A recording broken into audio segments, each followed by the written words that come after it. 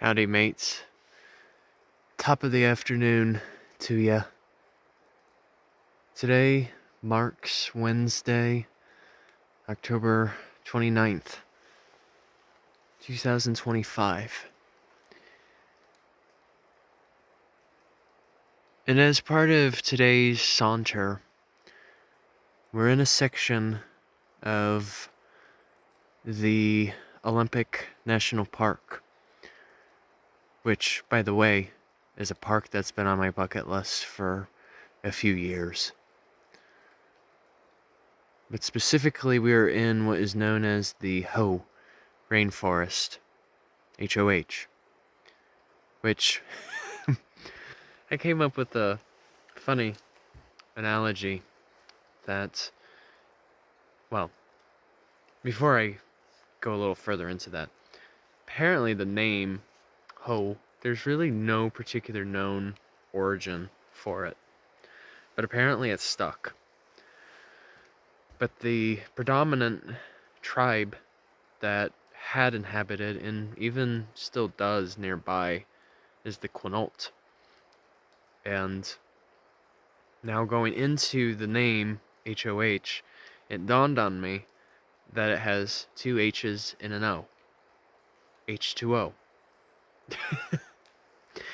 And what makes it funny is the Hoh forest, it's considered a temperate rainforest, which ironically involves a lot of water.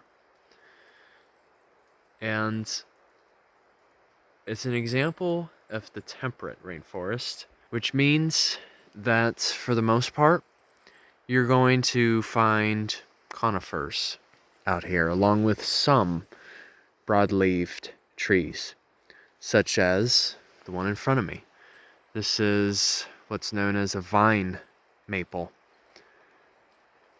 And it's a suitable tree, as a matter of fact, for allowing club moss to inhabit it.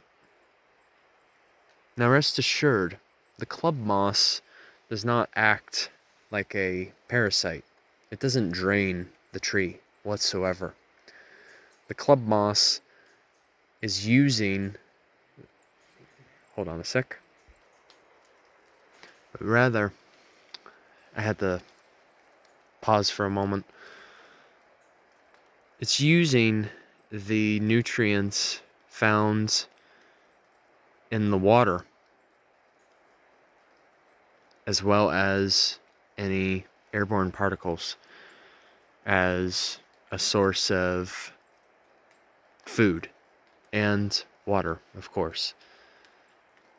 So therefore, the club moss is not directly relying on the tree, but rather it's acting a bit like a home base. And it's a great example of a mutualistic relationship, because often what the moss can provide for the tree is sustenance as well, in the case of more water. But also moss in general, aside from it acting like a sponge, it provides a wonderful opportunity to reduce erosion from occurring. And moss it acts like a carpet in that regard. But aside from the club moss or the big leaf or vine maple, I did mention you'll find conifers. So like to my right here, this tree towering over me is a Sitka spruce. And you can tell that it's been there for likely a few hundred years. And probably when it comes to height, we're probably talking maybe 150 to 200 feet tall in height. But you'll also find, aside from Sitka spruce, you'll find western red cedar, as well as Douglas fir in addition. And those are more of the predominant trees that you'll find out here. So you have so much going on just in the canopy that yet we still are grasping an understanding of. But then you have the lower canopy towards the forest floor. I mean, even just looking at the forest floor, there is really no spot that is exposed whatsoever. I mean, except the trail, of course, but naturally speaking, there's no exposed ground.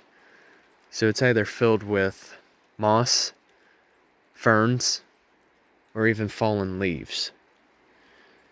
And in particular, these are sword ferns. And ferns also take a while to grow.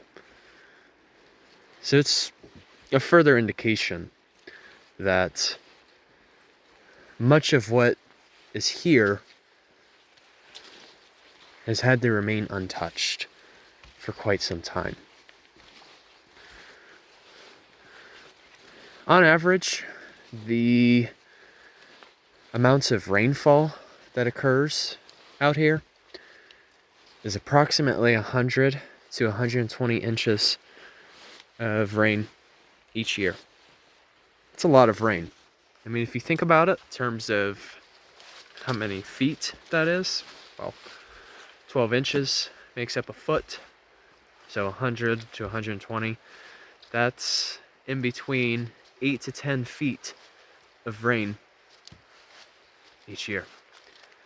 So that does explain why it looks very luscious here.